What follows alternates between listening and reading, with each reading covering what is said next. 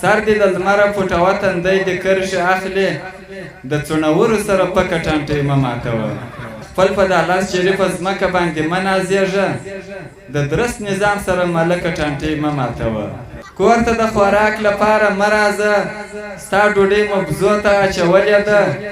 لاس دې دونه پنډ دی چې سړی چې وای پښه دې تر لستوڼې را ایستلې ده ټوکې ټکالې پر مور او پر پلار ولیکوي پر جنتو په لوی لاس وروره وار ولیکوي مور او پلار دې ښه تعلیم در باندې کړی کلیوال نو باید خلاص وي ستا د شره دا ټک ټک څه شی کوي دا کړپی څه شی کوي چې زړه مې مات نه دی نو دا شرنګی څه شی کوي د جنتیانو کور ته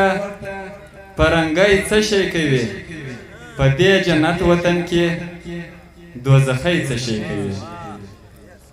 د جنتیانو کور ته پرنګی څه شی کوي په دې جنت وطن کې دوزخی څه شی کوي دا د کوزدې او واده تر نیمۍ څه شی کوي زم د خسرو کور ته هر ګړی څه شی کوي دا د کوزدې او واده تر نیمۍ څه شی کوي زم د خسرو کور ته هر ګړی څه شی کوي ډېر په سوچو کې غرق دی خوارکی څه شی کوي ته ورسه حال یې واخله پیروزګۍ څه شی کوي چې تنخوا دې دونه لوړه ده جګره یو هنر نو باید ولري دلبره چې تنخوا دې دونه لوړه ده جګره یو هنر نو باید ولري دلبره زما مغزه که دهقانۍ را خراب کړي ستا مغزه خو باید ووځي تر ډبره زما مغزه که دهقانۍ را خراب کړي ستا مغزه خو باید ووځي تر ډبره نه وه کار ته یو ورځ پاته سوې له درسه نه یو شپه در باندې تېره سوه نهره مور او پلار دې ښه تعلیم در باندې کړی کلیوال نو باید خلاص وي ستا د شره مور پلار دې ښه تعلیم در باندې کړی کلیوال نو باید خلاص وي ستا د شره ارمانونه لا تر اوسه پوره نه دي لږ قرار سه ځوانې مرګه مازدیګره دلته ستا د رغېدلو درمل نسته خپله جوړ څه د پیروز د زړه پر هره بل شعر دی چې ګناهونه کوي استغفار ولې کوي په تورو شپو کې نو غم د سهار ولې کوي په هر سړي مینه اعتبار ولې کوي د زړه خبره یار ته پر عبار ولې کوي وخت د جماعت مولا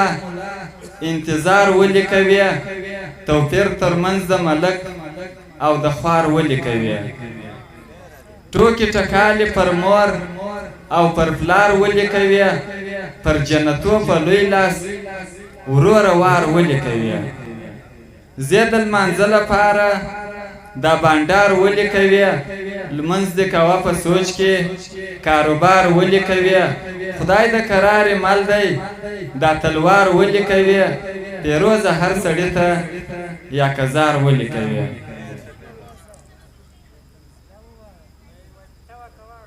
چې زورور نه یې هلکه ټانټۍ مه ماتوه تر ځان د غټ سره ورورکه ټانټۍ مه ماتوه چې زورور نه یې هلکه ټانټۍ مه ماتوه تر ځان د غټ سره ورورکه ټانټۍ مه ماتوه سر دې د لمره پټوه تندی دې کرښې اخلي د څڼورو سره پکه ټانټۍ مه ماتوه سر دې له لمره پټوه تندی دې کرښې اخلي د څڼورو سره پکه ټانټۍ مه ماتوه بل ځای چې هره کم ټانټۍ ماتوي مات یې که خو د مامي سره مامکه ټانټۍ مه ماتوه له زوره ولوېدې بالانو دا درانه کارونه موږ ته راوسپاره بابکه ټانټۍ مه ماتوه خپل په دا لاس شریفه ځمکه باندې مه نازېږه د درست نظام سره ملکه ټانټۍ مه ماتوه کلکه ټانټۍ که دې پیدا کړله نو کړپ وکه